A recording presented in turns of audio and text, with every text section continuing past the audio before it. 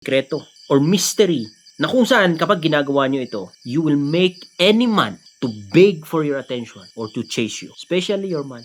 Pero anyway, kung ayaw nyo, it's okay lang, mag-scroll kayo, manood kayo ng mga funny videos ng mga comedy. Pero kung interesado ka at gusto mong matuto at gusto mo ng mas better na relationship, especially kapag pagod ka na parang hindi ka man lang binibigyan ng halaga, hindi ka naman man lang binibigyan ng importansya, then itong video na ito ang para sa'yo. Dahil maniwala ka sa hindi, matutulungan kita. Anyway, ako pa lang yung Kuya Mael at almost 5 years na rin ako na nagbibigay ng mga advices about relationship, and I can say na hindi man ako ang pinaka-the best, pero meron akong may share, meron akong may bibigay at meron akong may tutulong sa inyo as long as panoorin nyo hanggang sa last part. At hingi lang ako ng kunting tulong na paki-subscribe, paki-share, paki-follow, pag-comment, paki-interact so that marami pa tayong ma-reach out na mga individual na kagaya mo na nangangailangan ng tulong. So let's go!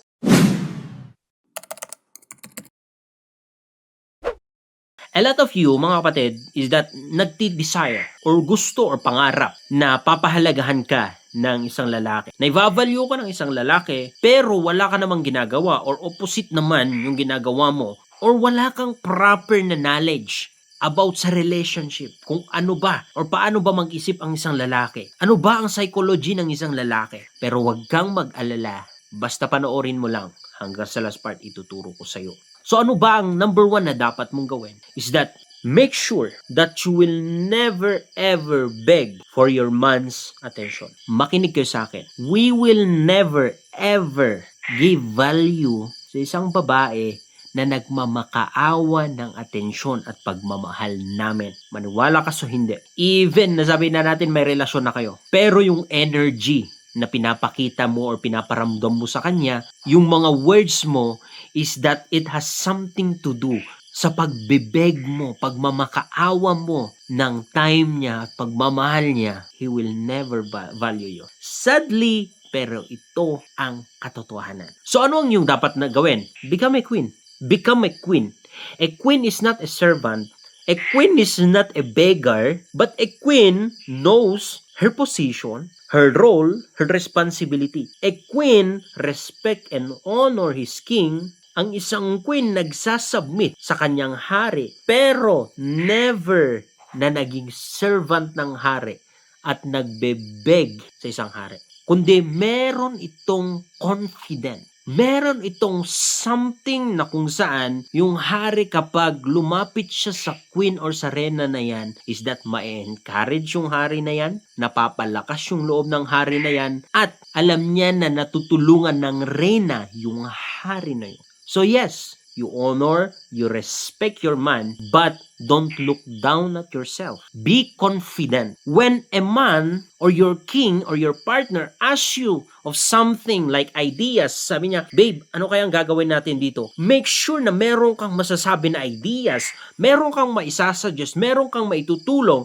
at hindi yung ikaw ang bahala, babe. Basta ikaw na, wala akong alam dyan. Basta, kapag ginaganyan mo, is that binababa mo yung lang sa sarili mo. Iba po yung nagsasabit ka sa kanya at iba yung ang baba ang nang tingin mo sa sarili mo at wala kang confident sa kung anong alam mo at kakayahan mo din. Iba yun. Hindi pagiging humble yun, kundi sign ng pagiging low esteem yun. So make sure na encourage mo yung partner mo, papalakasin mo yung loob niya, encourage mo siya to do better, na maging the best na version ng kanyang sarili, tulungan mo siya, encourage mo siya para mas galingan niyang mag-provide. Pero never ever na mag-beg sa kanya, never ever na pilitin siya, kundi i-encourage mo siya. Solusyonan mo ang mga ibang problema na hindi niya kaya kung ano ang kanyang gawin.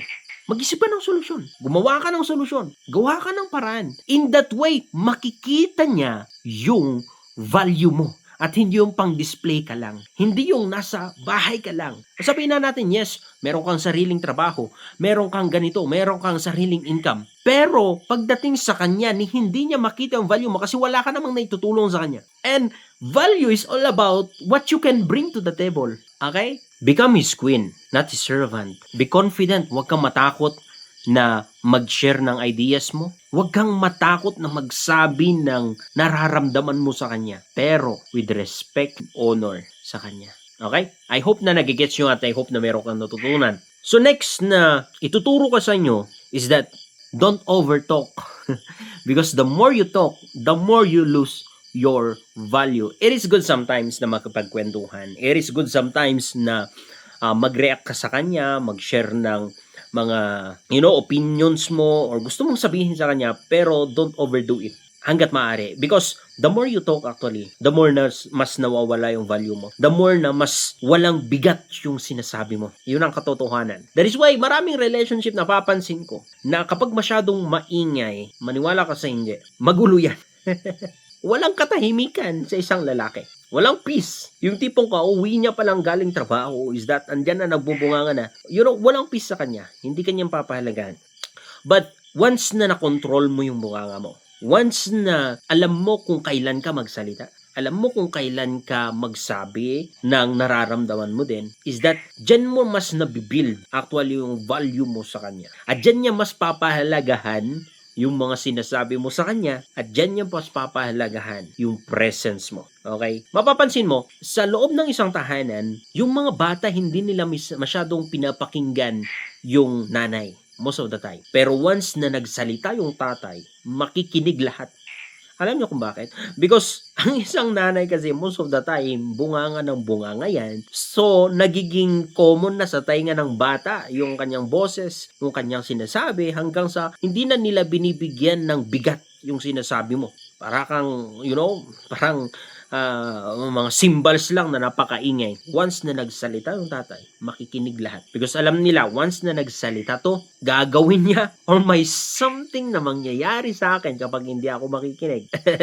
In that way, makikita mo, mas pinapalagahan yung boses ng tatay kaysa nanay sa loob ng pamilya. So, like I said, just control. Hindi ko naman sinasabi na never ka nang magsalita. Kasi binababa mo naman yung confident mo, yung sarili mo magkanyan. Just know the timing. Know the timing. Don't overtalk. Don't overuse your mouth. Know the timing. Dapat alam mo na ilugar. And in that way, maniwala ka sa hindi, papahalagahan ka ng isang lalaki. Hahabulin ka niya. So, I hope na meron kang natutunan. And trust me, marami pa akong gagawin na video about dito. Kaya, make sure na i-open nyo yung notification bell para every time na mag-upload ako is that updated kayo. Maraming salamat. Good day and God bless.